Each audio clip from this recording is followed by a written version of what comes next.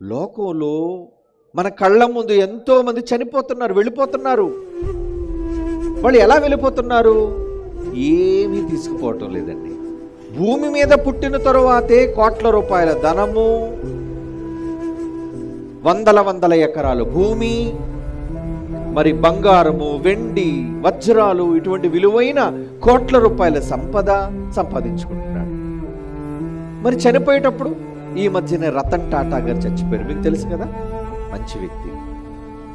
మరి అతను సంపాదించిన కార్లు, బంగళాలు, ఎన్నో ఖరీదైన మేడలు, ఓడలు, ఒక వ్యాపారం కాదండి, ప్రపంచములో కోటీశ్వరులు ఒకడు ఆయన కూడా.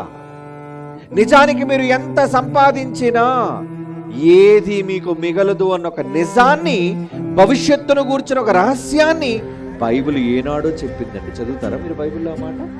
1 తిమోతి పత్రిక 6వ అధ్యాయం 7వ వచనంలో బైబిల్ ఏం చెబుతుందో చూడండి.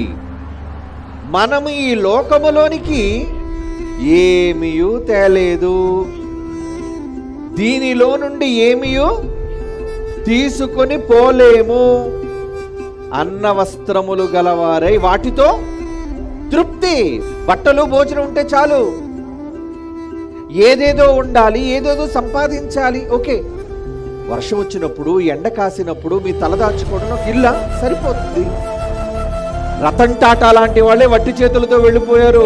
ఆయనే కాదండి, భూమి మీద ప్రాణము విడిచిన ప్రతి వ్యక్తి ఒంటరిగా వెళ్ళిపోవాలి. ఇది నిజం.